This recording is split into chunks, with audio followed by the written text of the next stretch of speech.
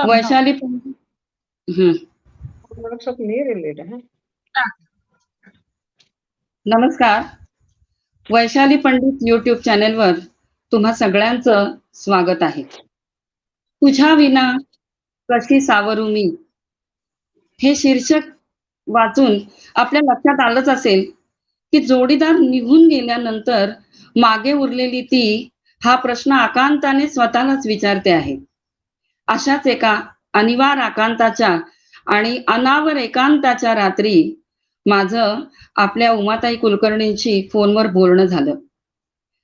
योगायोगाने समस्थितीतल्या आम्ही दोघी जणींनी आपापल्या अनुभवांची देवाणघेवाण केली.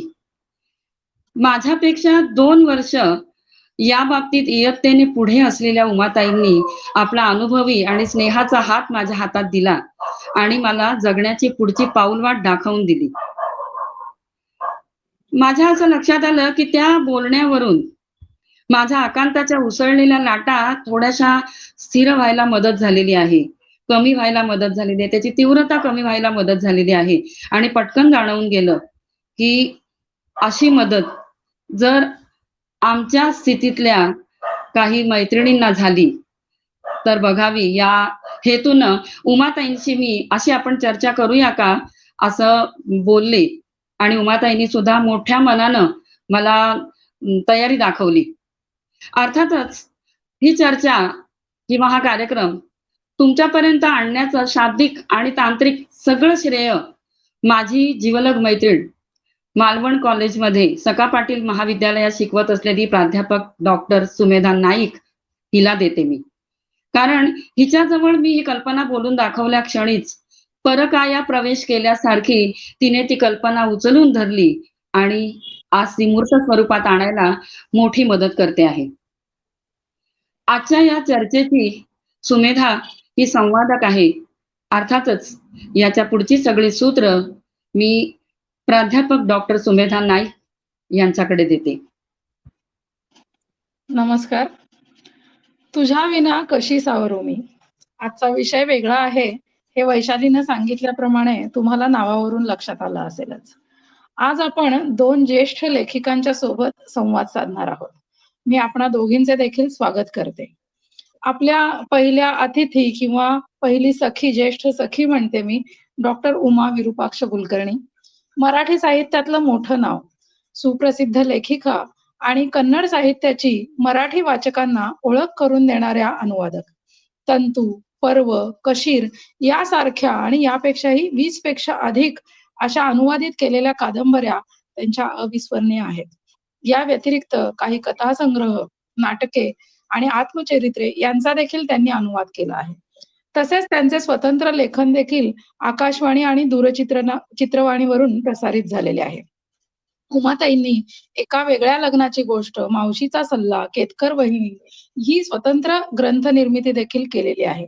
त्यांना मिळालेल्या पुरस्कारांमध्ये साहित्य अकादमी अनुवाद पुरस्कार, महाराष्ट्र गौरव पुरस्कार, मसापचा पुणे यांचा पुरस्कार, महाराष्ट्र राज्य साहित्य पुरस्कारांपैकी तर्कतीर्थ लक्ष्मण शास्त्री जोशी पुरस्कार यांचा प्रामुख्याने उल्लेख करावा लागेल.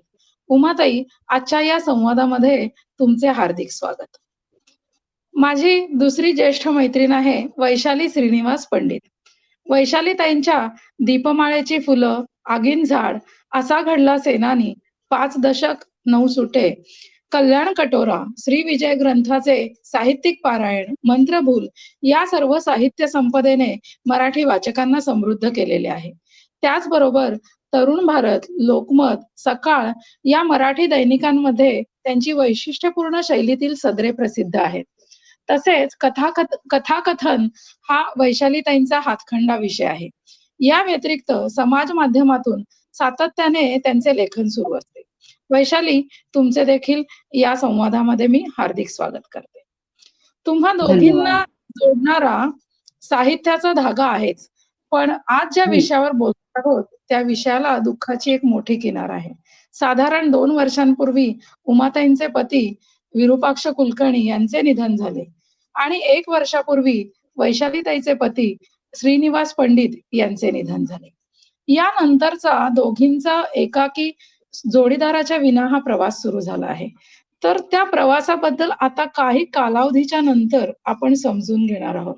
यामागील उद्देश हाच आहे, की अशा दुःखाला सामोऱ्या जाणाऱ्या अनेक जणी आपल्या आजूबाजूला वावरताना दिसतात. त्यांचंही दुःख काही हलकं करता येईल का? त्या दुःखाला सामोरं जाण्यासाठी त्यांना बळ मिळेल का? त्यासाठी काही प्रयत्न करता येतील का? आणि तसे काय प्रयत्न उमाताईंनी आणि वैशालीताईंनी केले, हे समजून घेणं हा आजच्या संवादाचा उद्देश आहे.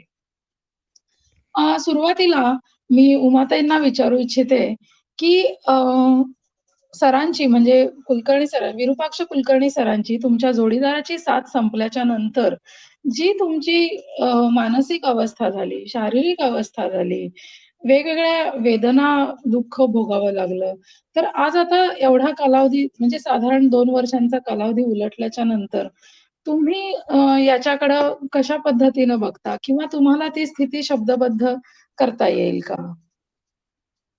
अं, हा विषय थोडा तसा म्हटलं तर कठीण विषयच आहे. पण जेव्हा वैशाली ताई म्हणाल्या, की आपल्या या अनुभवाचा काही जणींना उपयोग होऊ शकतोय. तर मग असं वाटलं, की स्वतःचा कुठे दुःखाचं प्रदर्शन मांडायचं हा विचार मी जरासा बाजूला ठेवला आणि म्हटलं, की आपण या प्रवासातून कसे गेलो तर त्याचे थोडंसं सांगावं. तर सगळ्यांना माहिती आहे तसं माझं पूर्वायुष्य जे आहे अनुवादाचं, ते माझं विरूपाक्षांच्यावर अ, जवळ-जवळ 80% अवलंबून अशा पद्धतीने आमचं जीवन होतं आणि म्हणजे सहजीवनाबरोबर लेखन जीवन, जो एक मोठा आधार आपण आता म्हणतोय, तो आधार पण त्यांचा होता. आणि त्यामुळे म्हणजे मला ते आम्ही काश्मीरला जाऊन आलो. काश्मीरला अतिशय दुसऱ्या वेव्हमध्ये त्याच्या जस्ट आधी एक पहिली वेव्ह संपलेली होती आणि सगळीकडचं वातावरण जेव्हा निवळत होतं, तेव्हा आम्ही ते बुकिंग केलं. पण प्रत्यक्ष जायचा दिवस आला, तेव्हा पुण्यातलं वातावरण अतिशय दुसरी वेव्ह फार जोरात आलेली होती आणि पण आम्ही काश्मीरला जाऊन आलो. काश्मीरमध्ये काहीही नव्हतं. म्हणजे तो आमचा काळ इतक्या सगळ्या कोरोनाच्या ह्याच्यानंतर अतिशय आनंदात गेला आणि तिथून आल्यावर या कोरोनाने त्यांना पकडलं असं म्हणू आपण. कसं पकडलं वगैरे ह्या तपशिलात आपण काही जायची आता काही गरज नाही. पण असा माझा जोडीदार जेव्हा गेला आणि तो काळ होता कोरोनाचा.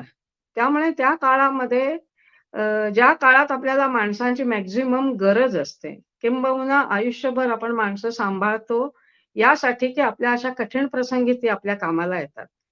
आणि मला साक्षात्कार झाला, की आपण माणूस एकटा जन्माला आलाय आणि आपल्याला एकटा जायचं आहे. कारण त्या 17 दिवसात मला फक्त पहिले 4 दिवस आमचे डॉक्टर बापट यांच्याकडे मी राहिले आणि त्याच्यानंतरच्या काळात मला कुणीही भेटलं नाही. जेव्हा मला अतिशय असह्य होत होतं, तेव्हा मी व्हिडिओ कॉलमधूनच लोकांच्या बरोबर संपर्क साधले.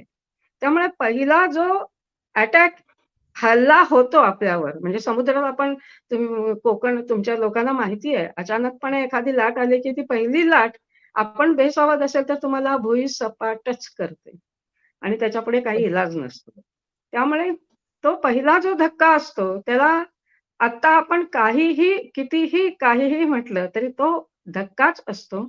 तो आपण खरं आहे. अंगावर घ्यावाच लागतो. त्याला काही इलाज नसतो.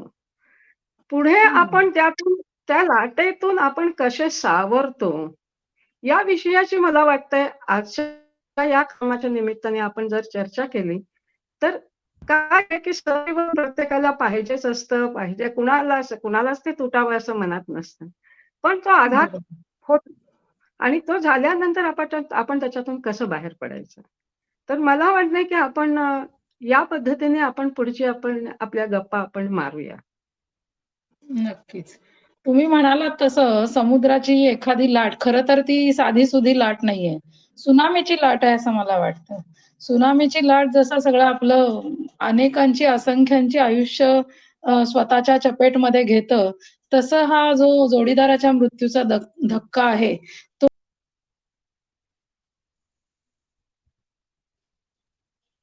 नेटवर्क इश्यू आहे जरासं 1 मिनिट. हां. तर ह्या धक्क्याला सामोरं जाण्याशिवाय दुसरा कुठलाही अ, पर्याय आपल्याकडे उपलब्ध नाही. त्याला मन त्यावेळेला घट्ट करून खरं तर मन घट्ट करणं देखील शक्य नसतं त्यावेळेला. आहे त्या अवस्थेमध्ये आपण त्याला सामोरं जातो हेच खरं आहे. त्यावेळेला वैशाली प्रार्थना, शरण जाणे ह्याच्याशिवाय तुमच्या हातात काही नसतं. अगदी खरं आहे. अ, बरोबर आहे. तुमच्या आपण बऱ्याच हं, वेळेला तेव्हा स्वतःला एकटं मानतो. आजूबाजूला किती गर्दी असली तरी सुद्धा आपल्याला खूप निराधार व्हायला होतं. म्हणजे अचानक जत्रेमध्ये हात सुटावा आणि एकटं कुठेतरी भिरभिरावं तसं व्हायला होतं. खरं आहे. त्यावेळेला जी काही आपली मनोवस्था होते किंवा त्याच्यानंतरच्या लगतच्या काही महिन्यांमध्ये मनाच्या वेगवेगळ्या अवस्थांमधनं आपण जातो. तर ही स्थिती त्यावेळची कशी होते आणि ती त्यावेळेला तुम्ही कोणाशी शेअर केली का? किंवा कशा पद्धतीनं तुम्ही ते सगळं हँडल केलं? आजूबाजूच्यांची काय एकूण तुमच्याबद्दलची तुमच्या दुःखाबद्दल जेव्हा तुम्ही व्यक्त करत होतात, तर त्याबद्दल एकूण काय प्रतिक्रिया होती? त्याच्याबद्दल तुम्ही थोडंसं आज सांगू शकाल का?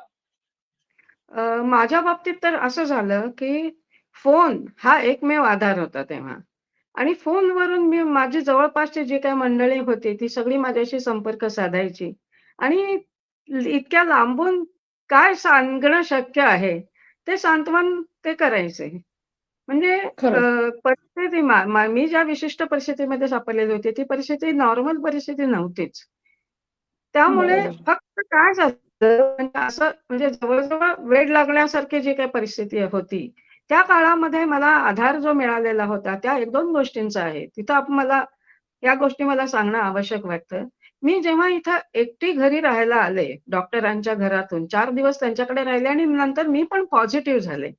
त्यावेळेला त्या बरं. डॉक्टरांच्या कुणाकडे कसं राहणार ना, म्हणजे हो, हो. कोरोनाच्या वेळेची ही परिस्थितीच होती. म्हणजे ते शक्यच नाही. आपण आपल्या घरीच यायला पाहिजे. तसे मी आले आणि दुसऱ्या दिवशी मला अ, अ, आनंद नाडकर्णी हे आमचे हं, मित्र, त्यांचा एक फोन आला मला आणि त्यांनी मला असं सांगितलं, की "उमाताई, तुम्ही आता घरी आहात ना एकट्या, तर तुमचं रोजचं रुटीन जे आहे, ते जसं होतं पूर्वी, ते तुम्ही कंटिन्यू हं. करायचं.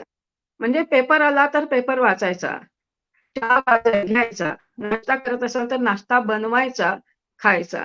स्वयंपाक करत असाल तर ते करायचं. म्हणजे रुटीन जे आहे म्हणजे का क्रिया ज्या काय आहेत, हालचाली आपल्या, त्या टाकून बरोबर. गप्प बसायचं नाही. हे तुम्ही हां. करा ना, हे तुमचं म्हणजे एक असं त्यांनी मला तेव्हा अगदी बजावून सांगितलं. तुम्ही टीव्ही बघत असाल तर टीव्ही बघा. त्या ठरलेल्या वेळा असतात आपल्या रुटीनमधल्या. काही आपण न्यूज बरोबर. बघतो, काही शीट्सचे तेव्हा सगळंच बंद होतं. पण जे असेल ते रुटीन तुम्ही सोडायचं नाही. हे त्यांनी मला एक सांगितलं. आणि मी बरोबर. सगळं काय आपण 100% ऐकू शकत नाही. पण त्यांनी जे हं. सांगितलेलं होतं ते मी डोक्यात ठेवलं. आणि मला जेव्हा-जेव्हा मी भानावर असायची, त्या-त्या वेळेला मी त्या-त्या वेळेचं रुटीन करत राहिले. म्हणजे ब्रेकफास्ट बनवायचा, नाश्ता बनवायचा. किती वाजले? चहाची वेळ झाली, मग मी चहा करायचा, तो प्यायचा. म्हणजे डिप्रेशनमध्ये जायची जी एक भीती असते ना, ते त्या रुटीनमुळे हं. कदाचित मला वाटतं, की मी कार्यरत राहिले. ह्या काळात मला झालेला आणखीन एक फायद्यापेक्षा मला आधार म्हणू आपण त्याचा पाहिजे तर. हं, हं. खूप जणांच्या बरोबर मी फोनवर बोलत होते. मला जे फोन होते ते येत होते. भैरप्पांचा इमिजिएट फोन आला. त्याच दिवशी फोन आला. नंतर त्यांचा हं. फोन यायचा. या सगळ्यांच्या बरोबर मी साहजिकच त्यावेळची आपली जी अवस्था असते हो. रडत-रडत बोलणे, त्या पद्धतीने मी बोलत खरंय. होते.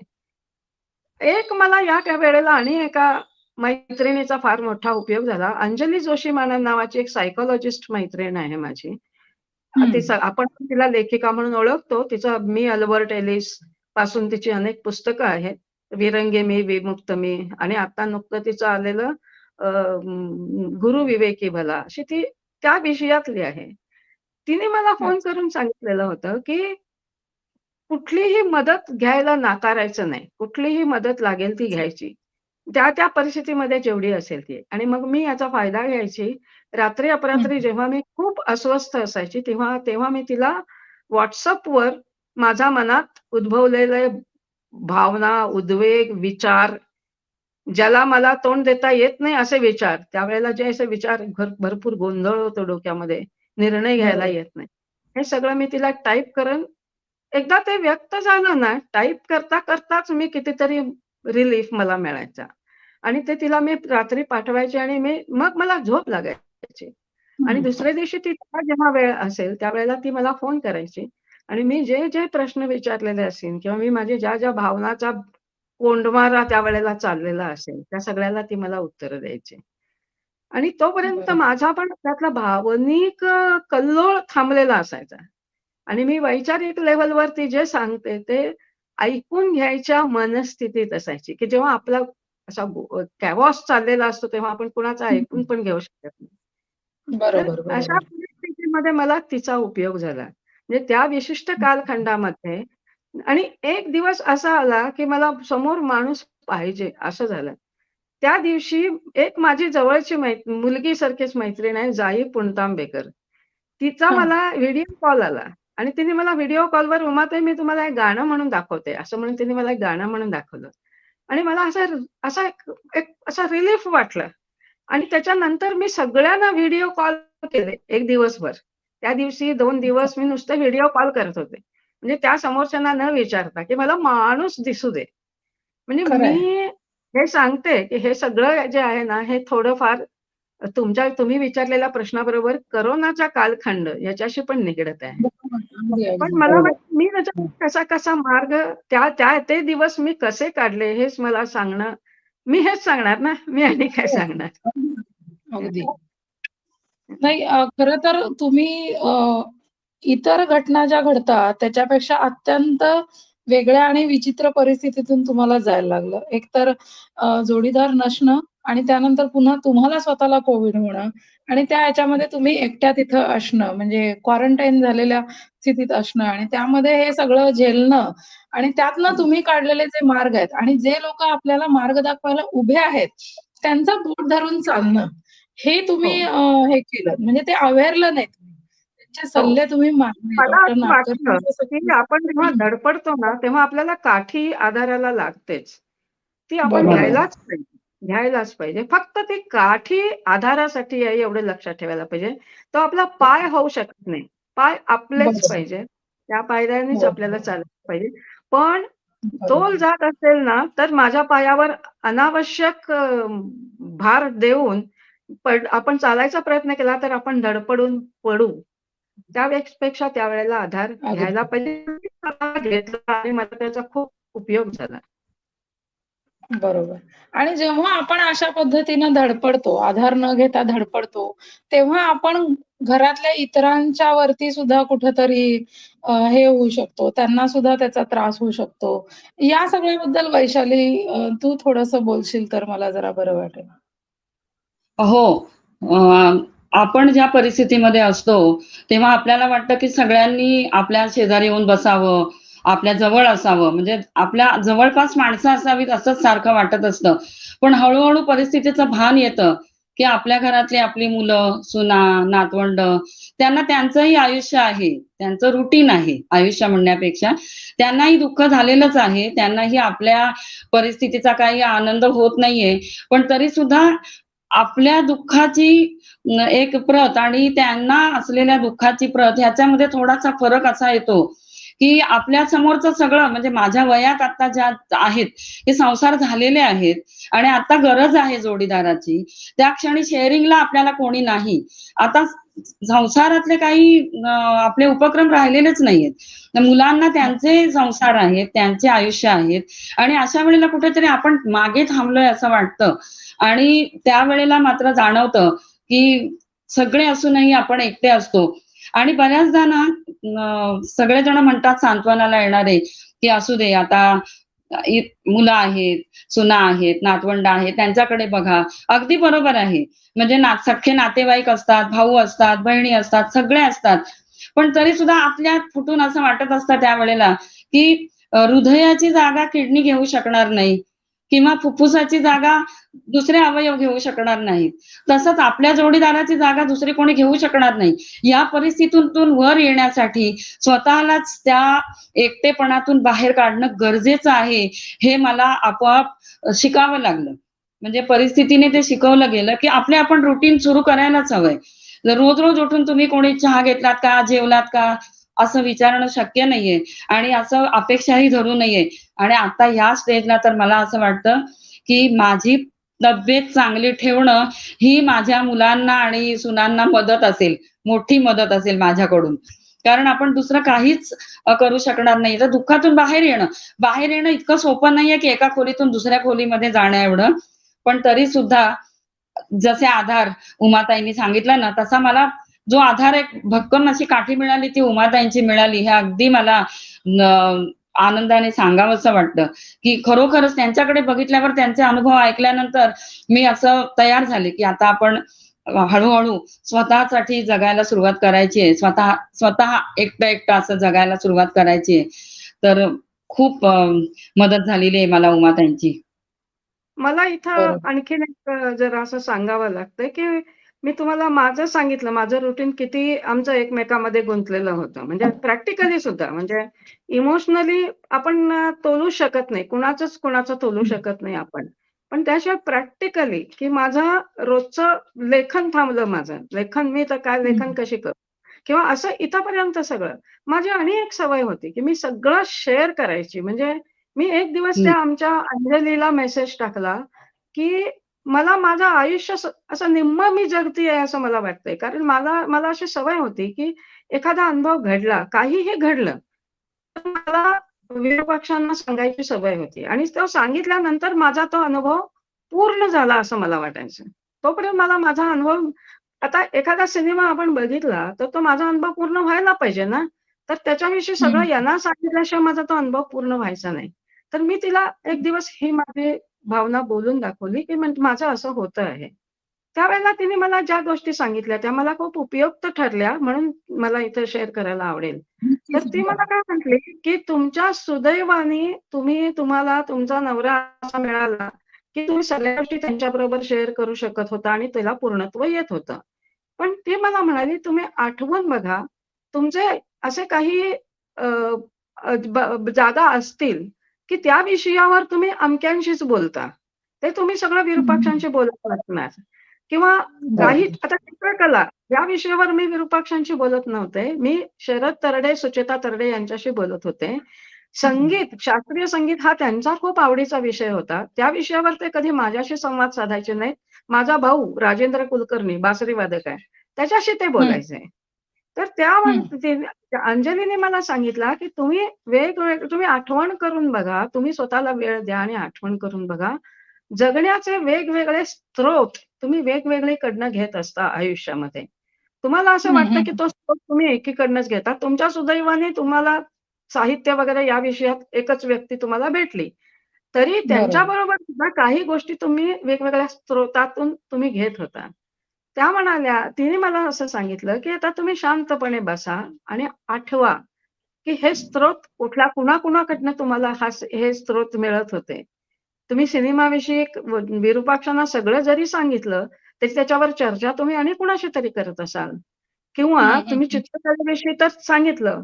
तुम्ही हं. आणखीन तुमच्या बारक्या-बारक्या तुम्ही आठवा म्हणाल्या त्या. तुम्हाला आठवतील या अशा गोष्टी आणि मग तुमच्या लक्षात येईल, की तुमचा एक स्त्रोत गेलाय, महत्वाचा स्त्रोत गेलाय. पण हे छोटे बाजूला आहेत. ते तुम्ही बलिष्ठ करा. त्यांची मदत घ्या. त्यांच्याबरोबर बोला. त्यांच्याशी शेअर करा आणि आता तुम्हाला जे काय अपुरेपण जाणवतंय, की माझ्या अनुभवातला मला अपुरं वाटतंय, अमुरं वाटतंय, असं होणार नाही. काही गोष्ट एवढं सगळं करून सुद्धा काही गोष्टी राहतील आणि तिने हो. मला त्यावेळेला सांगितलं, की "अहो, दादा गेले हा शॉक आमच्यासारख्यांना सुद्धा एवढा आहे, की आम्हाला अजून त्याच्यातून बाहेर पडता येईना. तर तुम्ही तर त्याच्यासाठी जो वेळ द्यायचा तो द्यायलाच पाहिजे. तुम्ही घाई खरं आहे. करून चालणार नाही. काही काळ हा दिलाच पाहिजे." कारण इतकी वर्ष त्यांच्याबरोबर काढलेली 50-55 वर्ष काय फुकट गेली हो. का? आणि का बरोबर. ते बाजूला सारायचं? त्यामुळे ते ते ते थिटे पण राहील ना, हं, स्वीकारूया ना. हं. त्यांच्याबरोबरचं आयुष्य पण स्वीकारलं ना आपण. हो, हो. त्यामुळे ती जी त्रुटी आहे ती राहू दे.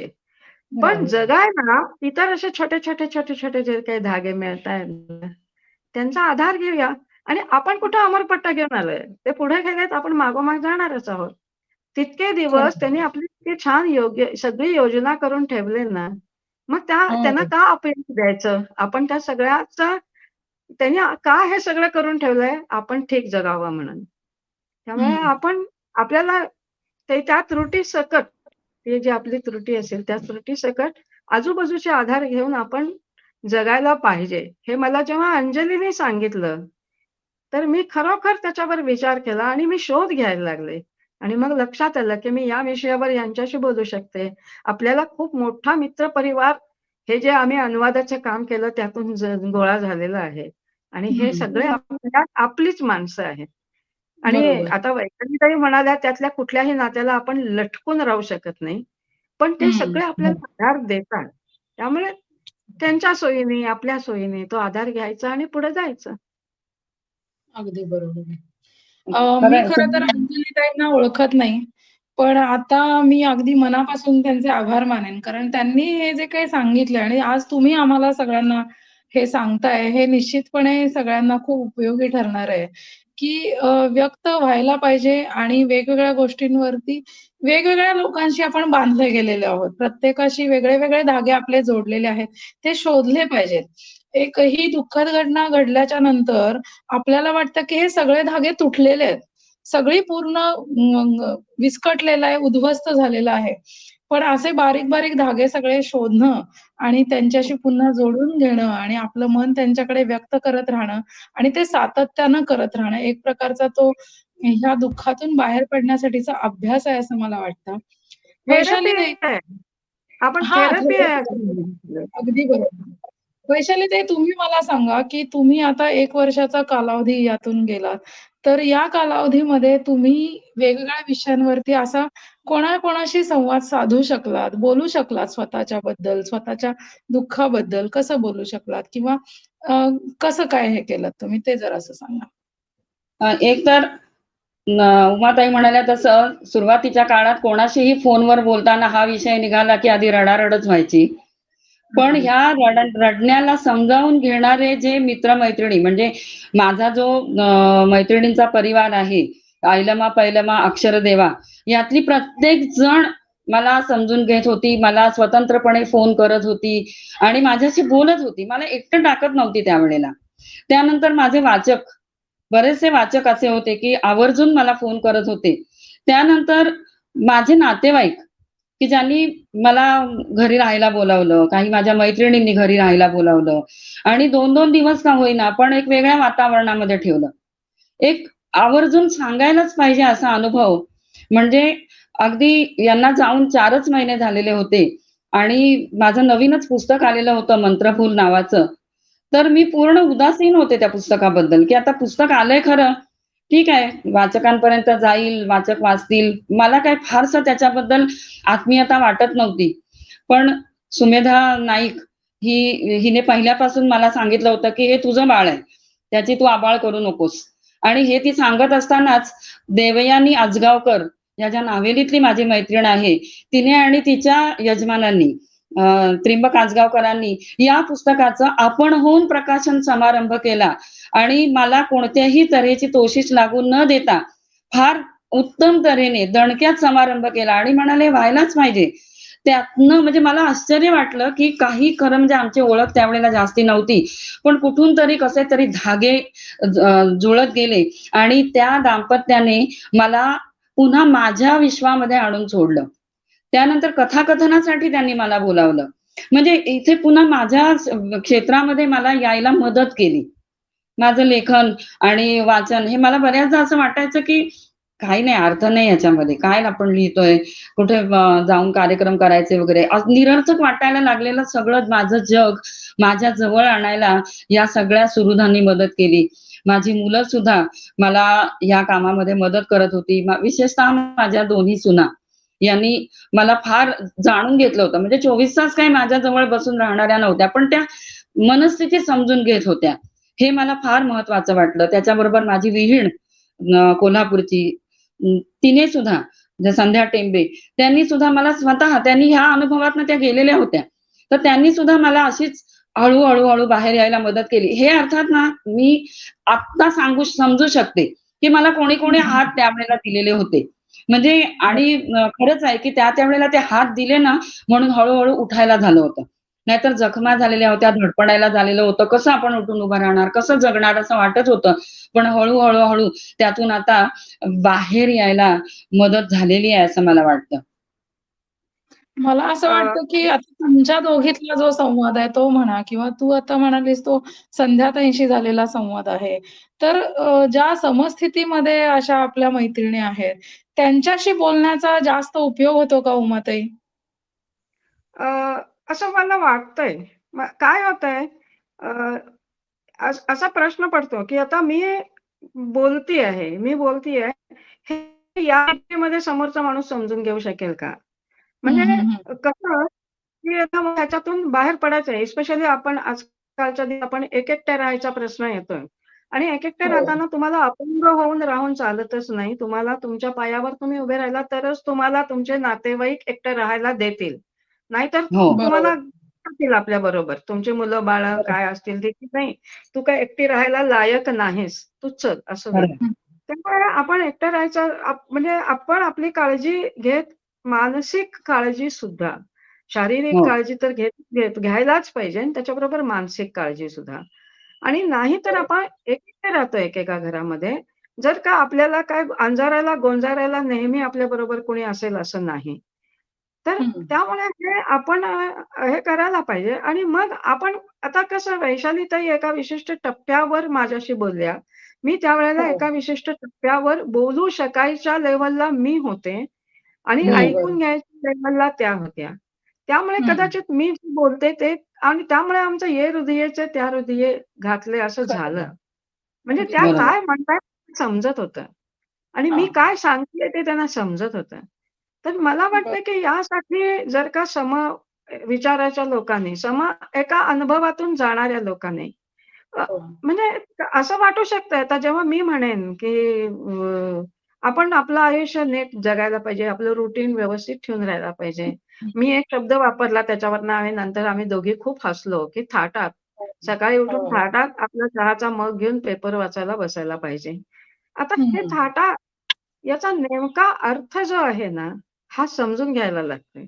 नाहीतर त्याचा बरोबर. हो. वेगळा निघाला तर असं वाटतं, की ह्या बायकांचं काय ह्या बायका केवढ्या दुःखात हो, आहेत आणि कसल्या थाटात राहतायत. असं नव्हे. बरोबर. आम्ही कुठं आहोत आणि आम्हाला नॉर्मल होण्यासाठी काय-काय आवश्यक आहे. त्यासाठी खरं आहे. आम्हाला काय हे हे आम्ही आधार म्हणून बघत असतो. हे शब्द सुद्धा आम्हाला एक-एक आधार वाटतात. मी तो शब्द हो, उच्चारला आणि वैशालीताईंना तो इतका भिडला. का हो. हो. भिडला? कारण मी ज्या परिस्थितीमध्ये तो उच्चारला आणि ज्या खरं आहे. परिस्थितीमध्ये त्यांनी तो स्वीकारला, हं. त्यासाठी असं मला वाटतं, की हे हे एक्झॅक्ट डिग्रीमध्ये समजून घ्यायला पाहिजे. ह्याला तुम्ही बरोबर. संदर्भाशिवाय बघितलं ना, तर असं वाटेल, की काय उद्धट बाई आहे ही. हो, काय हो. ही सांग गैरसमज होऊ शकतो. जर आपल्याला पार्श्वभूमी लक्षात नाही घेतली, तर त्याच्यातून गैरसमज हा होऊ शकतो. आणि तुम्ही आता एक शब्द वापरलात नॉर्मल होण्यासाठी. नॉर्मल होण्यासाठी ह्या सगळ्या गोष्टी गरजेच्या आहेत. तर कोरोनाच्या गरजेचं आहे. नंतर आपल्याला हं. सगळ्यांना न्यू नॉर्मल हा शब्दप्रयोग सातत्यानं आपल्या कानावरती जगभरामध्ये सगळीकडे पडत होता.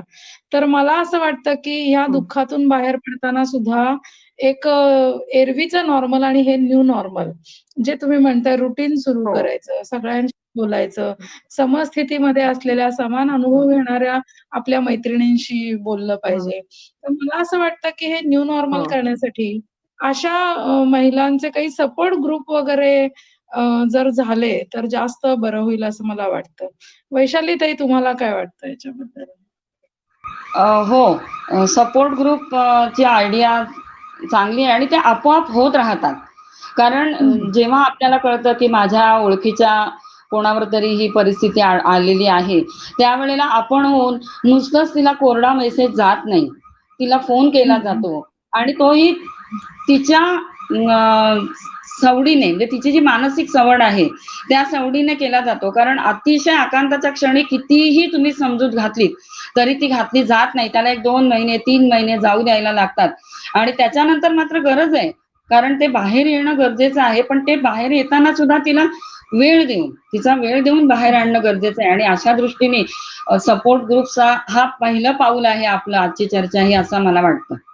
बरोबर. मलाही तेच वाटतं, की मला फॉर्मली असे सपोर्ट मला या संदर्भात एक असं सांगायचं आहे. या संदर्भात 1 मिनिट मला असं सांगायचं आहे. काय होतंय बायकांचं सुद्धा, की अंधारात-गोंधारात आजूबाजूची लोकं राहिली ना, की त्याची एक प्रकारे त्यांना चटक लागते. म्हणजे सवय होते एवढंच नव्हे, नंतर चटक लागते. मग आपल्या दुःख बरोबर. खूप मोठं होत जातं ते. आणि आजूबाजूची लोकं हळू कंटाळतात त्याला आणि टाळायला लागतात. तर आपण बरोबर. स्वतःला एवढं केविलवाणं करून घ्यायची गरज आहे का? त्याच्यापेक्षा आपण त्याचं ते लक्षात घेऊन आपण आपल्या पायावर उभं राहायला पाहिजे. मला सांगण्यात आलेलं होतं, की माझ्या खूप जवळच्या काही लोकांनी सांगितलेलं होतं, की "निदान 1 वर्षभर तरी तू कुठलाही कार्यक्रम घेऊ नकोस." असं मला सांगण्यात हं, आलेलं हं. होतं. तर मी याच्यावर म्हटलं, की मला ज्या दिवशी असं वाटेल, की मी एक कार्यक्रम करू शकेन, हा कॉन्फिडन्स मला येईल, तेव्हा मी ते निमंत्रण स्वीकारणार. आणि 7-8 बरोबर. महिन्यानंतर एक माझा इंटरव्ह्यू ठरला. मी त्यांना सांगितलं, "तुम्ही या संदर्भातला एकही प्रश्न विचारू नका. अजून मी तितकी आता आपण जसे बोलतो आहोत तशी मी नाही आहे. बरोबर. तुम्ही माझ्या अनुवादाविषयी विचारा, माझ्या लेखन प्रक्रियेविषयी विचारा." आणि तो उच्चार करता ती मुलाखत देता मला माझं बळ परत सापडलं. त्यामुळे अरे वाह! हे हं. बळ गेलेलं हातातनं गमावलेलं जे आहे ना, ते स्वतः परत कमवायचं असतं आणि त्यासाठी अ, कालखंड किती जाऊ द्यायचा, हे आपलं आपण ठरवायला पाहिजे. हे एक तुम्हाला पॅरामीटर सांगता येणार नाही, की मी इतक्या महिन्यात मी सुधारले. आणखीन एखादीला वर्ष बरोबर. लागू शकते, 1.5 वर्ष लागू शकते. तो वेळ तिला द्यायला पाहिजे. फक्त बरोबर. बायकांनी हे लक्षात ठेवायला पाहिजे, की आपण त्याचा रोगी म्हणजे ते दुःख कुरवाळत बसायचा जो एक मेनोपॉजच्या सुमाराला बायकांचं असं होऊ होऊ शकतं, हं, की हं. त्या ह्याच्यात एक कौतुक करून घ्यायची सवय झाल्यावर तो स्वभाव बनतो आणि तो सगळ्यांना त्रासदायक होतो. तर तो हं. त्रासदायक आपला स्वभाव होऊ देऊ नये आणि आजूबाजूच्यांनी काळजी घ्यावी, की त्या बाईला जितका वेळ द्यायला पाहिजे, तेवढा द्यायला पाहिजे. अगदी खरं आहे. बरोबर आहे. मला असं वाटतं, की द तुम्ही मगाशी म्हणालात एक गोष्ट खूप छान सांगितली तुम्ही, की अ, अगोदरचा आपला जो काही सहवास आहे, संसार आहे, तो मग सगळा फुकट गेला का? तर या बाबतीत पण मला असं वाटतं, की मग या संसारातलं जे बळ होतं, ते बळ ती व्यक्ती गेल्याच्या नंतर ते बळ संपलंय असं वाटून न घेता, त्या बळाचा आपण कुठेतरी यामध्ये वापर करायला पाहिजे स्वतःला उभं करण्यासाठी. त्या संसारातली 50 वर्षाच्या संसाराची ताकद असेल, 40 वर्षाचा असेल, 45 वर्षाचा असेल, त्या संसारातली जी काही एकमेकांच्या सहवासातून तयार झालेला विश्वास आहे, बळ आहे, ते बळ आपण स्वतःला उभं करण्यासाठी इथे वापरायला पाहिजे. अर्थात त्याला काळजावू द्यावं लागतं, हे अगदी खरं आहे. दुसरं असं की आता आपण म्हणजे तुम्ही 2 वर्षानंतर आणि वैशालीच्या दुःखाच्या ह्याला आपण 1 वर्ष झालंय. तर यानंतर आपण आज ही चर्चा करतोय. त्यावेळेला ही चर्चा करणं शक्यही नाही, कोणालाच ती शक्य नाही. पण जसं वृद्धत्वाचं व्यवस्थापन आपण करायला शिकलं पाहिजे, कुणीतरी आपल्याला शिकवलं पाहिजे किंवा आर्थिक साक्षरतेचं आपल्याला कोणीतरी शिकवायला लागतं. तर तसं या दुःखाचं जे व्यवस्थापन आहे, आता हे दुःख काही कोणी मागून घेतलेलं नाहीये. कुणाचीच अशी इच्छा नाहीये, की हे दुःख आपल्या आयुष्यात यावं म्हणून. पण तरी पण कुठेतरी अ, त्याच्याबद्दलचं समुपदेशन हवं आहे, त्याची आवश्यकता आहे किंवा याच्या व्यवस्थापनाची कुठेतरी आपल्याला काहीतरी सोय असली पाहिजे. कुणीतरी त्याचं सांगितलं पाहिजे असं मला वाटतं. त्याच्याबद्दल उमाताई काय सांगाल?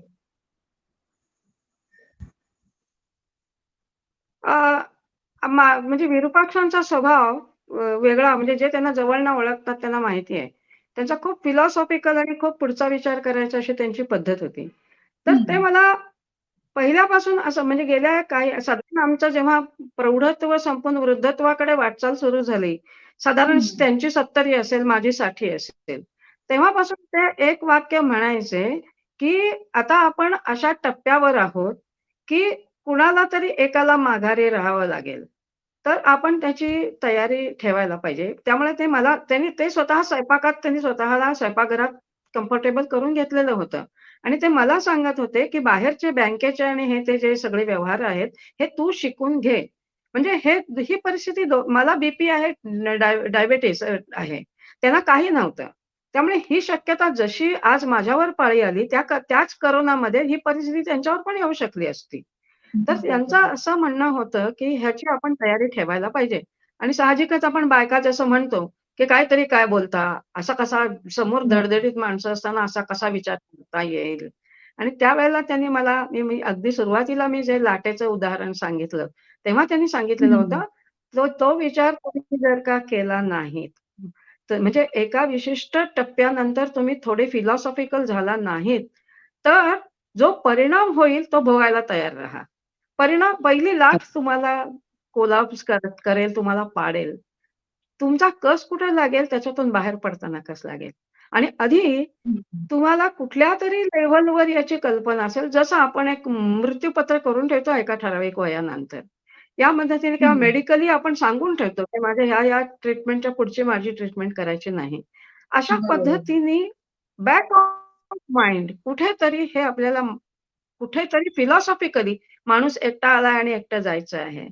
हे अशा ज्या काही आपल्या म्हणजे तोपर्यंत आपण ज्याच्याकडे चेष्टा केलेली असते, तुच्छतेने बघितलेली असते किंवा या गोष्टीकडचा काय विचार करायचा आहे, ह्याचा आपण कुठेतरी आत ठेवलेलं असलं ना, तर आपण कोलमडतो.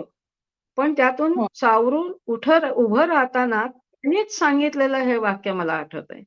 म्हणजे मी मग एखाद्या दिवशी बँकेतून काहीतरी छान काम करून आले, की त्यांच्या फोटो पुढे बसते आणि त्यांना हसत-हसत सांगते, "आता तुम्हाला बरं वाटलं असेल की नाही?" हे अर्थात मी हे कानडीतून सांगते. "ಈಗ ನಿಮಗೆ ಚಲೋ ಅನ್ಸಿರಬಹುದಲ್ಲ?" असं मी त्यांना सांगते. म्हणजे कुठेतरी त्यांनी मला सांगितलेलं होतं आणि मी तेव्हा ते ऐकलेलं नव्हतं. हे मी आता शिकतेय ना. त्यांनी मला ते सांगून ठेवलेलं असल्यामुळे मी आता तरी शिकते. आता मी त्याच्याकडे फार मी नाही, नाही असं म्हणत नाही. त्यामुळे मला असं बरोबर. वाटतंय, की आपली भारतीय फिलॉसॉफी जी आहे, की तुम्ही एकदा वानप्रस्थाश्रमामध्ये शिरल्यावर काही हं. गोष्टींचा विचार करायला पाहिजे. तो बॅक ऑफ खरं आहे. माइंड तुम्ही तुम्ही सुद्धा जाणार आहात. तुम्ही तरी कुठे जाणार आहात? त्याचं जसं तुम्ही अगदी. एक नियोजन करून ठेवता, माझा हा दागिना सुनेला जाऊ देत, हा दागिना मुलीला जाऊ देत. त्या पद्धतीने नंतर मला एकटीला राहावला तरी मी काय करणार आहे? हा थोडासा आता म्हणून मी म्हटलं, की आता हे जी मी बोलतीये ना, काही बायकांना वाटू शकते, की ही बाई अशी कशी बोलते? म्हणून मी म्हणते जे यातून गेलेले आहेत ना, त्यांना हे मी का म्हणतीये आणि कुठल्या अर्थाने म्हणतीये हे नेमकेपणाने समजेल. बरोबर. एक सामाजिक सपोर्ट आपल्याला असा मिळालेला आहे सुदैवाने आपल्या, की आज आपण अशा परिस्थितीत सुद्धा कुंकू लावणं, मंगळसूत्र घालणं, बांगड्या घालणं किंवा कोणत्याही समारंभाला जाताना ह्याच्याबद्दल आपल्याला काही आता संघर्ष नाही करायला लागत आहे. हे आपल्या मर्जीवरती आहे.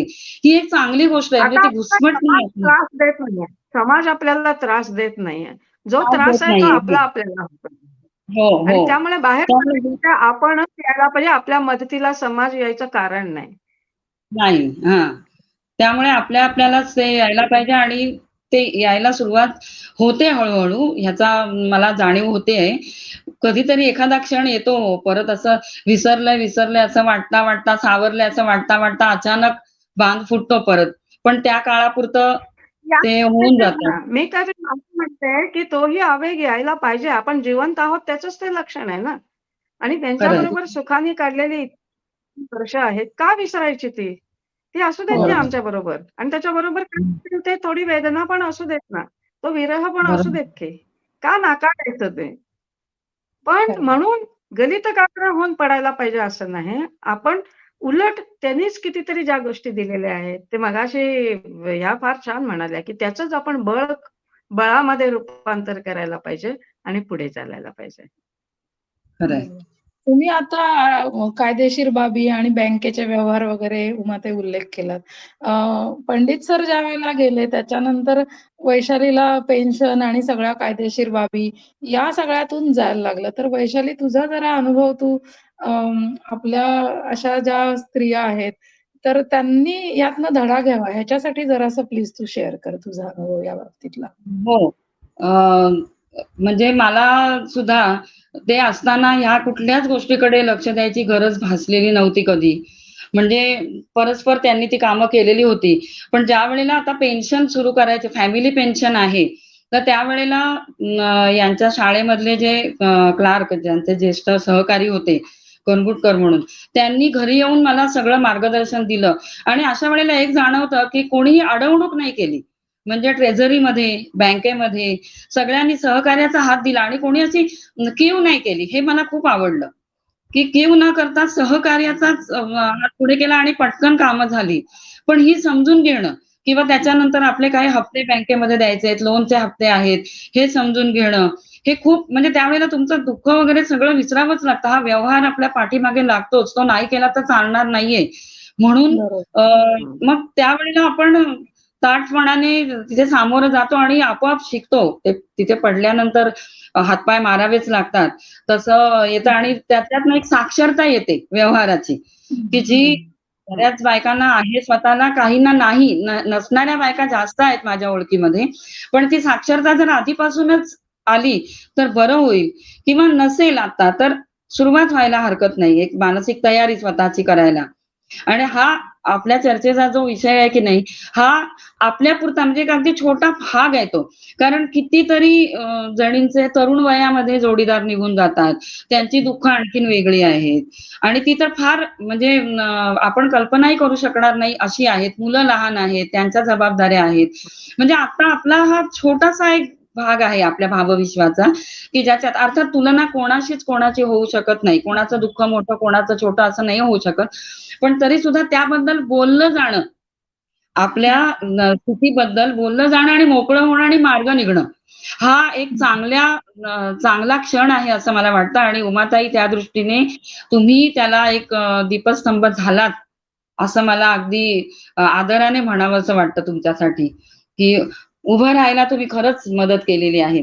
नाही, ही सगळी आपली मला पुन्हा चर्चा हेच वाटतंय, की ते आपली गरज असते ना, आपली गरज असते. त्या गरजेनुसार आपण पटकन ते स्वीकारू शकतो. पण अ, असा कुणाला तरी उपयोग होत असेल, तर हं. चांगली गोष्ट आहे. म्हणजे चांगली गोष्ट आहे. म्हणजे मला अंजलीने मदत केली. मग मी आणि कोणाला तरी मदत करणार. शेवटी आयुष्य काय आहे हो? असंच एकमेकाचं मदत बरोबर. करत पुढे जायचं. ही सगळी चर्चा जी आहे ती सगळी आपली मृत्यूभोवती आणि मृत्यूचं दुःख याच्या भोवती असणारी खरं तर चर्चा आहे. आणि जेव्हा त्याचा विषय येतो तेव्हा मृत्यूपत्र, इच्छापत्र किंवा मेडिकल विल मी विद्याताईंच्या काही लेखनामध्ये त्यांनी आग्रहानं याबद्दल मांडलेले मुद्दे वाचलेले होते. तर मगाशी उमाताई म्हटल्या तसं, की आपण पण काय अमरपट्टा घेऊन आलेलो नाहीये. आपण पण कधीतरी जाणार आहोत. तर हं. आता तुम्हाला दोघींना असं वाटतं का, की आपण पण आपलं इच्छापत्र किंवा विल करून ठेवलं पाहिजे? ज्या आर्थिक बाबी आपण आधी लक्षात नाही घेतल्या, कमीत कमी आपल्या मुलांसाठी, आपल्या पुढच्या पिढीसाठी आपण त्या थोड्याशा सावरून किंवा त्याचं व्यवस्थापन करून ठेवायला पाहिजे. याच्याबद्दल जरा तुम्ही दोघींनी पण सांगा मला. उमाताई. हां, मला नक्कीच. त्या करायलाच बरोबर. पाहिजेत गोष्टी. हां. हं. बोला म्हणजे हे उमाताई बोला. करायला हां. आणि आपण ज्या अडचणीतून गेलेलो असतो. आता माझ्या काही अडचणी वेगळ्या असतील, वैशालीताईंच्या अडचणी वेगळ्या असतील. प्रत्येक जणांचं जर बरोबर. का याच्यात एक्सचेंज झालं, तर नव्याने या म्हणजे ह्या समस्येला सामोरं जाणारे जे असतील, त्यांना कदाचित हं. कळेल, की नाही ह्या पद्धतीच्या ह्याच्यातून प्रॉब्लेममधनं उमाताई गेलेल्या होत्या आणि त्यांना याचा उपयोग झालेला आहे. बरोबर. वैशालीताई या अडचणीतून गेलेल्या होत्या, त्यांना उपयोग होईल. आणि असं जर का सगळ्या एकमेकीशी बोलायला लागल्या ना, तर एकमेकींना तर आधार नक्की होईल. एकमेकींना तर आधार होईल. होय. वैशाली बोला. हो ना, म्हणजे आपल्या हयातीमध्येच आपल्या आपल्याजवळ जे काही असेल त्याची व्यवस्था लावणं हे गरजेचं आहे आणि अशा वेळेला आपल्या मुलांना विश्वासात घेऊन आता माझ्या बाबतीमध्ये मुलं सुना आहेत, विश्वासात घेऊन त्यांच्याशी बोलणं नक्कीच करायचं आहे मला. पण त्याचबरोबर असंही वाटतं, की काही जणांच्या म्हणजे हा पर्सनल नाही माझा अनुभव. काही जणींच्या बाबतीमध्ये असं होतं, की तिच्या जवळ असलेलं सगळं ती जेव्हा व्यवस्था लावते, देऊन टाकते आणि नंतर तिची अवस्था फार कठीण होते, असुरक्षित तिला वाटायला लागतं. तर तोही विचार म्हणजे साधक-बाधक विचार करून आत्ताच कोणाला काय द्यायचं किंवा नाही, याचा विचार केला गेला पाहिजे आणि त्याला कायदेशीर मदत घेतली गेली पाहिजे. बरोबर, अगदी बरोबर या आहे. बाबतीत मला असं वाटतंय, की पहिल्या वर्षी आपण खूप इमोशनली डिस्टर्ब झालेलो असतो. त्यावेळेला तुमचं काही सारासार विचार करण्याइतकी तुमची बौद्धिक क्षमता नसते. त्यामुळे बरोबर. पहिलं मानसिक काही काळ जाऊ द्यायला पाहिजे. एखादं वर्ष जाऊ द्यायला पाहिजे. तेव्हा तुम्हाला ग्राउंड रिॲलिटीची कल्पना आलेली असते, की काय मी आहे? काय माझ्याकडे आहे? काल्पनिक नव्हे. 1 वर्षाचा इन्कम टॅक्सचा सगळा तो हिशोब झाला, की तुमच्या लक्षात येतंय, की मी कशाच्या कुठल्या पायावर मी उभी आहे. आणि मग तो हं, हं, पाया हं. भक्कम करून पुढचे तुम्ही जे काही आर्थिक निर्णय घेता, ते तुम्ही घ्यायला पाहिजेत. पहिल्या वर्षी हे निर्णय घेऊ नयेत, असं मला वाटतं. कारण त्यावेळेला आपल्या जवळ आलेला प्रत्येकच माणूस आपल्याला वाटतं, की "अरे च्या ह्याने आपल्याला किती केलं, ह्याने आपल्याला किती केलं." हं. ही ग्राउंड रिॲलिटी हे त्यांनी त्या माणसाने केलं त्याच्याबद्दल आपलं ऋण असणं हे वेगळं आहे. पण त्याला व्यवहाराशी जोडून घेताना 1 वर्षभर जाऊ द्यावं. म्हणजे मी 1 वर्ष म्हणते, हा कालावधी प्रत्येकाचा वेगळा-वेगळा असू शकतो. पण मला एवढंच म्हणायचं आहे, की इमोशनली त्याचे निर्णय घेऊ नये. थोडं हं. स्थिरस्थावर स्वतःला होऊ द्यावं, स्वतःला वेळ द्यावा आणि थोडं स्टेबल झाल्यानंतर या पद्धतीचे निर्णय घ्यावेत. बरोबर. खरंय. हा सल्ला फार महत्वाचा आहे उमाताई, की किमान 1 वर्ष आपण असे निर्णय हां. घेताना थांबलं पाहिजे. आपली मानसिक शारीरिक म्हणालात, पण मानसिक स्थिती किंवा बौद्धिक स्थिती सुद्धा आपली तशी नसते. तर निश्चितपणे त्या अशा निर्णयांसाठी आपण आपला वेळ घेतला पाहिजे आणि त्याही पुढे जाऊन मी असं सांगेन, की कुणी जर आपल्याला काही आग्रह करत असेल, आता तुमच्या दोघींच्या बाबतीत हं, तसं काही झालेलं नाहीये किंवा नसणार आहे. पण इतरांच्या बाबतीत हं. मला असं म्हणावसं वाटतं, की कुणी जर आपल्याला अ, फार आग्रह करत असेल, की नाही तुम्ही असे आर्थिक निर्णय लवकर घ्या, त्वरित घ्या, तर तिथं थोडंसं असर्टिव्ह राहिलं पाहिजे, कणखर राहिलं पाहिजे आणि आपण सांगितलं आपण पाहिजे, हे की नाही करतो ना, त्यावेळेला आपली मानसिकता पण अशीच असते, की मी ह्यांचा आधार घेऊ, की त्यांचा आधार घेऊ, की त्यांचा आधार घेऊ. तर ह्याच्यातून बाजूला पडून व्हल्नरेबल मी माझ्या पायावर उभी राहिले ना, तर मला भान येतं आणि मग मी जे करीन ना, शेवटी आपण पण काय ते बरोबर. डोक्यावर घेऊन जाणार नाहीच आहोत. पण जे नाहीच ना. करू नाहीच. ना, ते बरोबर. विचाराने करू आपण. आणि आता वैशालीताईंनी जो एक धोका सांगितला, की सगळं गमावतात आणि मग या बायकांचे फार हाल होतात. हो, याच्यापासून आपण हो, हो. वाचू शकतो, स्वतःला वाचवू शकतो. आणि त्या वर्षभरात तुम्हाला सगळे अनुभव येतात. लोक तुम्हाला अनुभव देतात. चांगले, बरोबर आहे. बरोबर. इमोशनल, चांगले, वाईट आणि तुम्हाला लक्षात येतं, की तुम्ही तुम्ही काय करू शकता आणि तुम्ही हं, भावनेच्या भरात नाही घेत. मग तुम्ही विचार करता, की बाबा याच्यावर हं, कुणाचा हक्क आहे? मग हे माझ्या माघारी हं. ज्याचा हक्क आहे त्याला जाऊ देत किंवा हे अमकेने बरोबर. माझ्यासाठी केलंय, माझ्या मिस्टरांच्यासाठी केलंय, मग हे त्यांना राहू दे. हा सगळा सारासार विचार व्हायला वेळ हं, हं. देणे हा फार महत्वाचा भाग आहे आणि हा वेळ प्रत्येकाचा वेगळा-वेगळा लागू शकतो. बरोबर. बरोबर. आणखीन एक महत्त्वाचं मला विचारायचं होतं तुम्हाला दोघींना पण, की आता तुम्ही दोघी साहित्य क्षेत्रात आहात. तुमचं स्वतःचं लेखन, अनुवाद, अ, व्याख्यानं देणं, सदर लिहिणं अशी कामं तुमची सातत्यानं काही ना काही हळू ती सुरू होतात. एक मोठा गॅप पडल्याच्या नंतर पुन्हा ती सुरू होतात. पण बऱ्याच स्त्रियांना आपण आजूबाजूला बघतो, की त्यांना कुठलेही छंद नाहीये. पण आर्थिक समस्या पण नसते. त्यामुळे काही कमवण्याची तशी तोशीस नसते. पण मग त्यांचा दिवसभराचा वेळ आता कसा घालवायचा? असं एक फार अवघड परिस्थिती होऊन बसते आणि मग ती काय करावं त्यांनी? तर त्याच्याबद्दल थोडंसं तुम्ही अशा स्तरातील स्त्रियांसाठी थोडं जर काही तुम्ही सांगू शकलात, तर थोडं सांगा. उमाताई. मला असं वाटतं, की खूप वेळेला या बायका ज्या असतात की नाही, म्हणजे आता सीनियर बायका असतात त्यांनी काय आता आम्हाला एक-एक मिळालं. आमच्या हातात एक-एक लेखनाचं शस्त्र पडलं. माझा त्या हं, बाबतीत पण मागं पडलंय. म्हणजे माझं मी त्या बाबतीत परावलंबी. आता माझी भाऊजय कन्नड भाषिक ग्रॅज्युएट आहे. ती माझ्यासाठी वाचते. माझं ते हं, रडत-खडत 1-2 वर्षानंतर आत्ता रडत-खडत माझी सुरुवात होती आहे. कितीतरी हं. बायकांच्या बाबतीत हा काही मार्ग नसतो. मग त्या हो. बायकांना बरोबर. टाईमपास म्हणजे काय करायचं? पूर्वीच्या काळी तुम्हाला आठवत असेल, तर त्या वाती करत बसायच्या आणि मग कुणाकुणाला हो. आल्या गेलेल्यांना वाती द्यायच्या. कारण हां. यांना टाईमपास पाहिजे ना, काहीतरी सतत आयुष्य काहीतरी करण्यात गेलेलं आहे. तर मला हं. असं म्हणजे मी माझ्या बाबतीत असं केलं, की माझ्या आईला विणकामाची सवय होती. ती आपली हं, हं. तोरणं क्रोशाची तोरणं करत बसायची. आणि द्यायची बऱ्याच जणांना वगैरे. तर तेव्हा मी तिला म्हटलं, की "तू करून मला देत जा." आणि मी हं, हं. पुण्याला आणून माझ्या काही मैत्रिणींना मी ती विकत द्यायची आणि ते पैसे घेऊन हं, आईला द्यायचे. आईला हं. पैशाची काहीही गरज नव्हती. ती ते पैसे परत हं. आमच्याच आम्हीच गेलेले असताना आम्हालाच काय-काहीतरी द्यायची. पण तिला एक असा आत्मसन्मान वाटायचा ना, की मी टाईमपास म्हणून जे करते त्याला पैसा मिळतोय हां.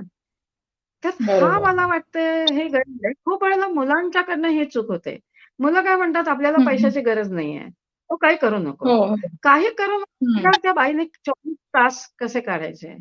काही जणांचे नवरे खरं आहे. जेव्हा आजारी असतात, बायकांचे 24-24 तास नवऱ्याच्या सेवेमध्ये गेलेले असतात. नवरा एक दिवस बरोबर. निघून जातो आणि या बायकांच्या समोर अख्खा 24 तास उताणे पडतात. काय करायचं त्याने? हो. अशा वेळेला मला असं वाटतंय, की मुलं हे करू शकतील, की त्यांच्या आवडीचं त्यांना काहीही करू दे. त्यांना वाती करायच्या असतील ते करू दे. त्यांना चटण्या, कोशिंबिरी चटण्या, मग लोणची करायची असतील ते करू दे, करू दे. काय करायचं ते करू दे.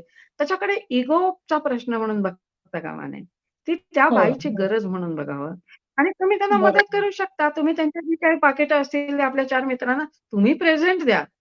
पण त्या हो. बाईला एक उभारी वाटेल, की माझं आयुष्य हं, फुकट नाही चाललं. काय होतंय बहुतेक बायकांना असं होतंय, की आधी नवरा गेला, मुलं सगळी मार्गी लागली. आता माझ्या आयुष्यात काय राहिलंय? मी आता हं, हं, कशाला हं. जगू? कशाला खरंय. जगू ह्या प्रश्नापर्यंत बाई म्हणा कुणीही येऊन पोहोचलं, हो. तर फार त्रासदायक असते. सकाळी उठल्यावर करायला काम पाहिजे काहीतरी. त्या बाईला जर का बरोबर. अशी तुम्ही थोडी उमेद दिली ना, की ती सकाळी उत्साहाने उठेल, काहीतरी हं, करेल. हं, हं. तिच्या कुवतीप्रमाणे ते काही तिची गरज नाहीये. पण मला वाटतं, की बरोबर. मुलाबाळांनी काही करू नको, काही करू नको असं म्हणण्यापेक्षा थोडं या हां. पद्धतीने त्या आईला सपोर्ट केला, तर ती जास्त चांगली मदत होऊ शकेल नाही आई-वडिलांना तुम्ही तिच्या. चांगलं सांगितलंत कारण बऱ्याचदा आईला आपण जपतो आहोत किंवा सासूला आपण हं, जपतो आहोत. हं. चांगल्या मनाने तुम्ही काय करू नका, तुम्ही आराम करा, तुम्ही विश्रांती घ्या, असं म्हणून म्हणजे काम हातातलं काढून घेतलं जातं. मग त्यावेळेला एक हं. असं वाटतं, की आता आपली गरज उरलेली नाहीये. आपल्याकडनं काय आता होतच नाहीये. म्हणजे हो. अजून आता माझ्या वयाला तसं नाहीये, पण माझ्यापेक्षा ज्या मोठ्या होत्या 70-75 वर्षांच्या, त्यांचे अनुभव मी बघितलेत माझ्या आईचा सुद्धा, की तिला काही करू नको म्हटलं, की तिला खूप वाईट वाटायचं. मी ती केर हं, काढायची, लादी पुसायला घ्यायची तिच्या पद्धतीने. मग माझ्या असं लक्षात आलं, की करू नको असं न म्हणता, ती करते ते हं. करू द्यावं आणि सांभाळून बिलकुल. म्हणजे तिला सांभाळून ते करू द्यावं असं मला वाटतं. म्हणजे काही काहीही असेल. हातात बोट पुरत नाही. हो. आणि हाताचा बोट पुरत नाही, काम स्वच्छ होत नाही. पाहिजे तर आपण ते आणि एकदा करून घ्यावं. पण त्यांना हो. करू बरोबर. नका म्हणून नाही. हां, अगदी. बरोबर. त्याचं एक हं, फार चांगलं उदाहरण सांगते मी. हं, वैशालीचा नातू जो आहे सहिष्णू, त्याने हं, मध्यंतरी वैशालीच्या सोबत 1-2 रील्स हं, केले हो. Instagramवरती. अगदी छोटे हं, 1 मिनिटाचं, 2 हं, मिनिटाचे, 3 मिनिटाचे, अर्ध्या मिनिटाचे सुद्धा काही रील्स होते. आणि ते बघून आम्ही हं, भरपूर हसलो. त्याच्यावरती बऱ्याच कमेंट्स आल्या, हं. लाइक्स आले. तर आता हे वैशाली आणि सहिष्णू दोघंही अतिशय प्रगल्भ व्यक्तिमत्व आहेत. खूप छान रील केले होते. पण YouTubeवरती आपण आणखीन असे पण व्हिडिओ बघतो.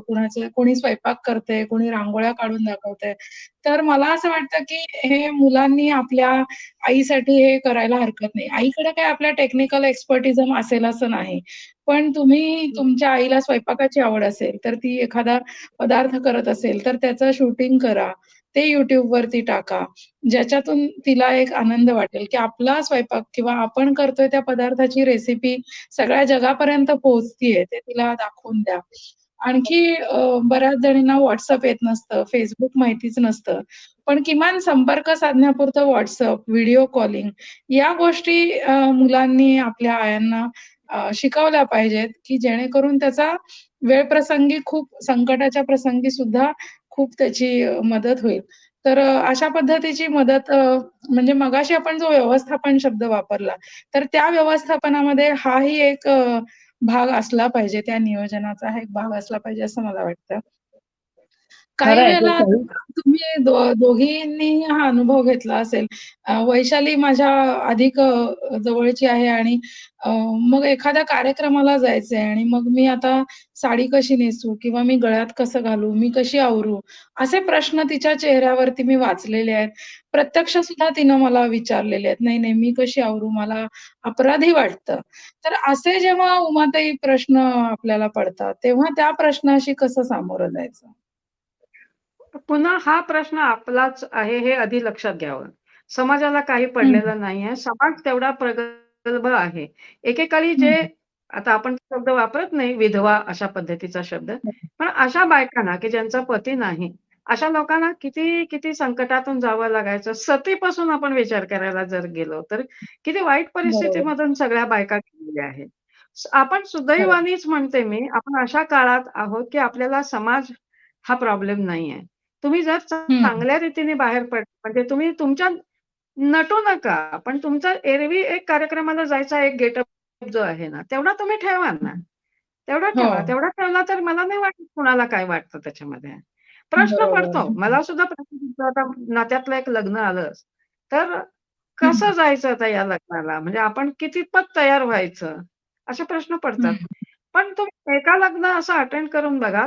कुणालाही तुमचं पडलेलं नाहीये. सगळे आपल्या-आपल्या नटण्या-मुरडण्यामध्ये, साड्यामध्ये आणि दागिन्यामध्ये गरक आहेत. याचा अर्थ मला बरोबर. एवढंच म्हणायचंय, की हा प्रश्न आपला आहे. आपण कम्फर्टेबल व्हायला पाहिजे या सगळ्याबरोबर आणि आपण हं, जितके कम्फर्टेबल होत स्वतःला कम्फर्टेबल करू, याचा अर्थ आपणच आपल्याशी संवाद करत, की हं. याच्यामध्ये आपण व्यवस्थित राहण्यात आपण काही पाप करत नाहीये. हे हां. खरंय. स्वतःला पटवून द्यायला पाहिजे, की पाप बरोबर. नाहीये ह्याच्यात काही. आपण इतरांच्यासाठी आपण एक स्त्रीवादी आहे. आता वैशालीताईंनी तर मिळून सगळ्या काम केलेलं आहे. आपण इतर बायकांच्यासाठी हे लढलेलं असतोच की नाही. तुम्ही वैचारिकरित्या हे मांडलेलंच असेल की नाही तुमच्या साहित्यातून वगैरे. मग स्वतःला पण खरंय. एकदा क्षमा करून बघा की. म्हणजे स्वतः हं. त्यातून बाहेर या ना. म्हणजे खरंय. काय हं, हं. मला असं वाटतं, की हा समाजाचा प्रश्न नाहीये. हा जितका आपला प्रश्न आहे आणि मला समजा हं, हं. साडीमध्ये कम्फर्टेबल वाटत असेल, तर मी साध्या साडीमध्ये जावं आणि जर मला भरजारी साडीमध्ये सुद्धा मी कम्फर्टेबल असेन, तर इतरांचा काय हं. प्रश्न आहे? प्रश्न आपला. हं. त्यामुळे तुम्हाला कम्फर्टेबल वाटायला पाहिजे. हे आपण एरवी पण करतो.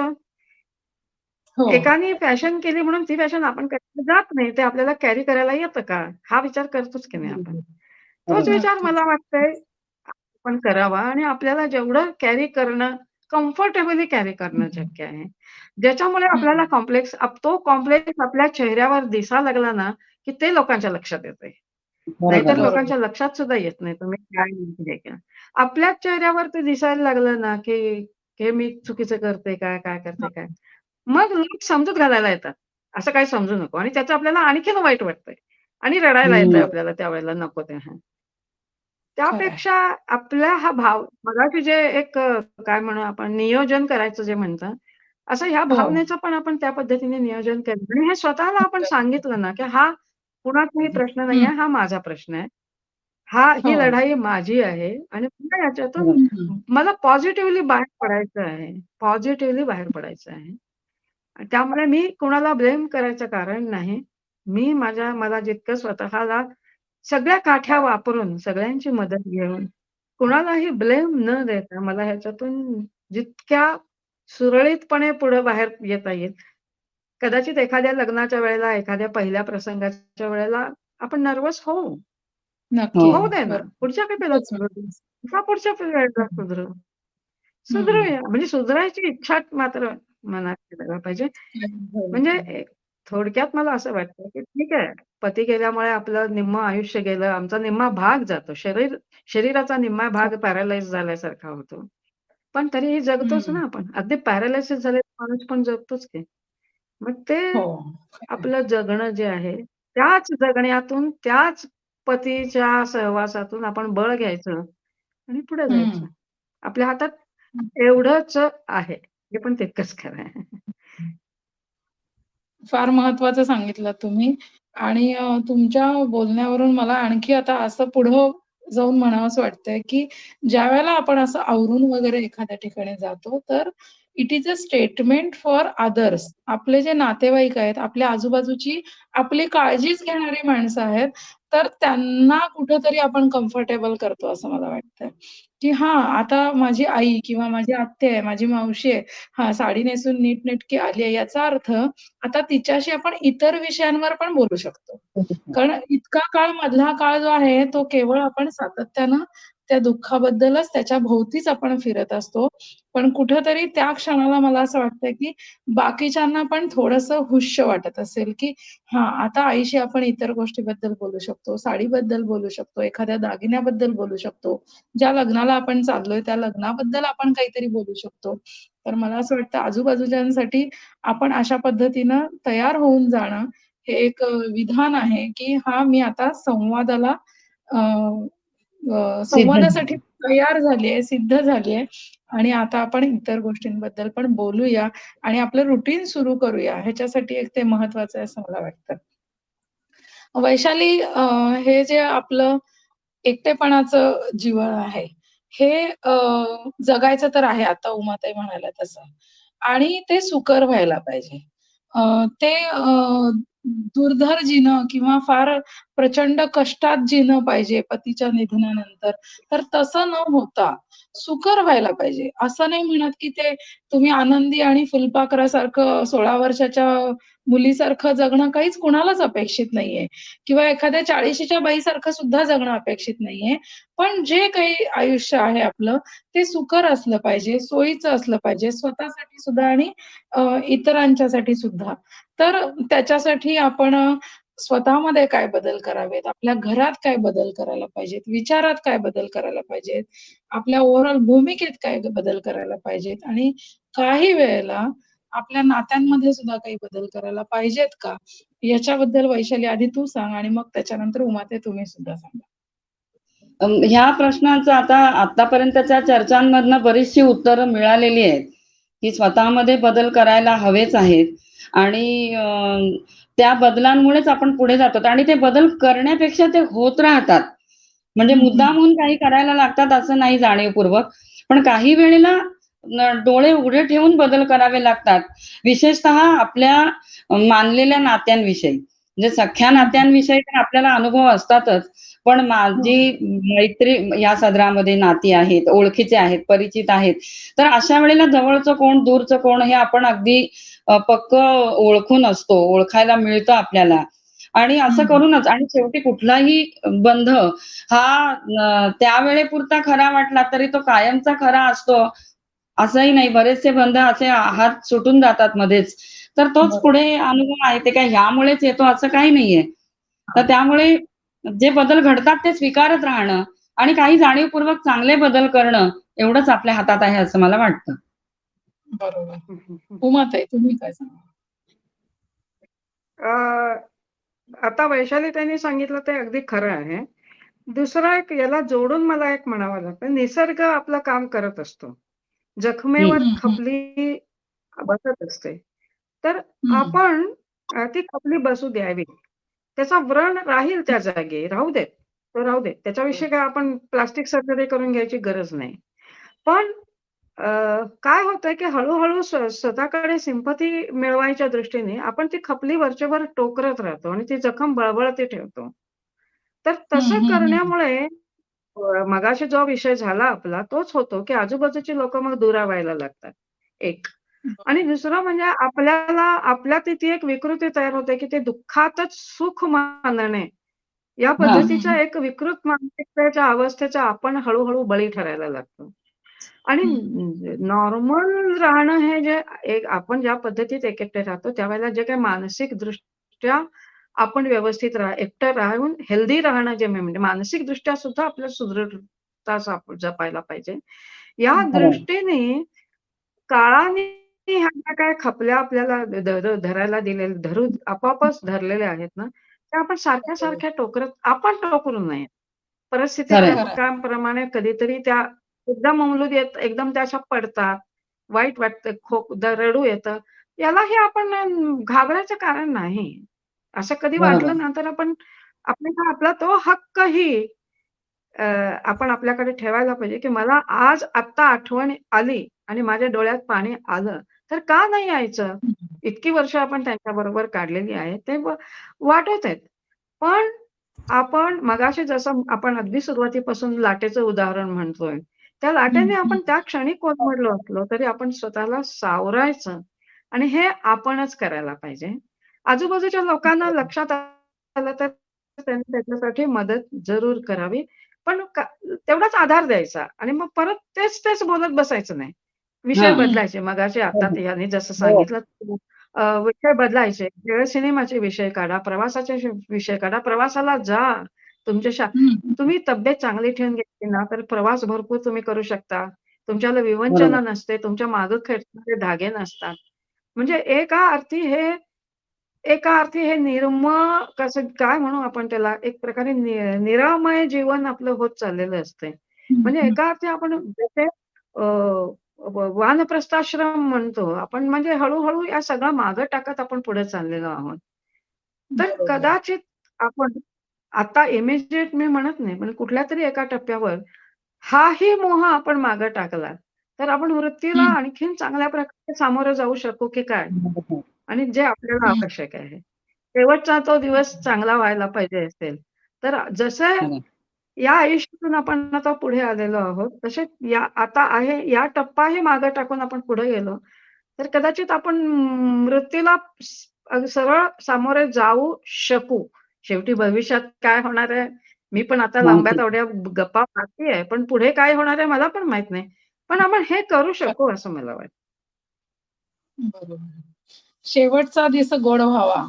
ही हो. ही खरी वानप्रस्थाश्रमाची जी वृत्ती आहे, ती बाणवायला आपण हवीच. आणि त्याच्यासाठी ज्या जखमा आहेत, जे व्रण आहेत, ते पण तसे राहणार आहेत ह्याची जाणीव किंवा त्याचा स्वीकार आपण करायला पाहिजे. जखम ही कुठलीही मिरवायची गोष्ट नाहीये. जखम हं, आहे, हं. ती काही जगाला सगळ्याला खूपदा दाखवायची नाही. सुरुवातीला जखम झाल्याच्या नंतर तिच्यावर उपचारांची गरज आहे. त्या ज्याच्याकडून लागतील त्या पद्धतीचे उपचार आपण घ्यायला हवेत. तुम्ही म्हणालात तसं आधाराच्या सगळ्याच्या सगळ्या काठ्या आपण वेळोवेळी घ्यायला हव्यात. जखमेवर त्या फुंकर घालायला हवी. स्वतःला घालता येत नसेल, तर एखाद्या समुपदेशकाकडनं ती फुंकर घालून घ्यायला हवी. एखाद्या मित्राकडून, मैत्रिणीकडून ती घ्यायला हवी. जखम बरी कशी करायची, जखमेवर खपली कशी करू द्यायची, याच्यासाठी आपल्या समदुःखी मित्र-मैत्रिणींशी पण चर्चा करायला हवी. आणि स्वतःच ती जखम जपायची पण आहे. त्याचा जो व्रण आहे, तो राहणार आहे. तिथं आणखी दुःख होऊ नये, तिथं हर्ट होऊ नये, म्हणून आपल्याला ती व्रण जो आहे, तो जपायचा पण आहे. कारण तो व्रण आहे, तो आपल्याच जवळच्या, अत्यंत जवळच्या व्यक्तीच्या सहवास संपल्याचा तो व्रण आहे. त्यामुळे तो आपण नक्कीच त्या त्यामध्ये व्रणाला जपणार आहे. आपण गोंधळ मानायला पाहिजे. त्या व्रणाचं आपण गोंधण करायला पाहिजे आणि मिरवायला पण हरकत नाही असं मला वाटतं. हो. व्रणाचं नक्कीच केलं पाहिजे, पण जखमेचं मात्र आपण भळभळती जखम सातत्यानं कुरवाळत ठेवणं हे आपल्यासाठीही चांगलं नाही आणि आपल्या आजूबाजूंच्यासाठी सुद्धा ते भल्याची गोष्ट नाहीये. तर मला वाटतं आजची चर्चा जी आहे या मुद्द्यावरती आपण इथे थांबूया. या चर्चेत आलेले सगळे मुद्दे जे आहेत ते तुमच्या पिढीसाठी तर ते उपयोगाचे ठरणारच आहेत. पण आज मी या चर्चेत भाग घेतला आणि मला सुद्धा काही आपण ज्याला आय ओपनर्स असं आपण म्हणतो. अ, पुढं ठेच लागणार आहे. अ, हे काही कुणाला लिहून ठेवलेलं नाहीये. पण ती कधीही कुणालाही केव्हाही लागू शकते. केव्हाही ही जखम होऊ शकते. याचं भान प्रत्येकाला असणं आणि ती जखम झाल्याच्या नंतर कसं सांभाळायचंय आपण स्वतःला आणि त्यातनं कसं उभं राहायचंय, याच्यासाठी ही चर्चा, हा संवाद जो आहे, हा नक्कीच सगळ्यांना उपयोगी पडेल असं मला वाटतंय. आणि मी तुमची दोघींची खूप आभारी आहे, ऋणी आहे, की तुम्ही दोघींनी यासाठी आपला वेळ काढला. खरं तर या गोष्टीवर बोलणं सोपं नाहीये. आणि स्वतःचे अश्रू मागे ढकलत, स्वतःच्या मनात आलेले कढ आणि घशाशी अडकलेला आवंढा गिळत, या विषयावरती तुम्ही दोघींनी आज माझ्याशी हा संवाद साधलात आणि आपले जे काही श्रोते आहेत, प्रेक्षक आहेत, त्यांच्यासाठी तुम्ही उपयुक्त गोष्टी सांगितल्यात. स्वतःच्या अत्यंत व्यक्तिगत गोष्टी तुम्ही इथे उलगडून दाखवल्यात आणि ते तसं करणं सोपं नाहीये याची मला पुरेपूर कल्पना आहे. या सगळ्या संवादामध्ये कुठं बारीकसं जरी दुखावलं असेल, तरी त्याच्याबद्दल मी दिलगिरी पण व्यक्त करते. पण सगळ्यात महत्त्वाची मी तुमची ऋणी आहे, की हा संवाद तुम्ही माझ्याशी आणि प्रेक्षकांशी साधलात. याच्याबद्दल तुमचे दोघींचे पण खूप खूप आभार. धन्यवाद.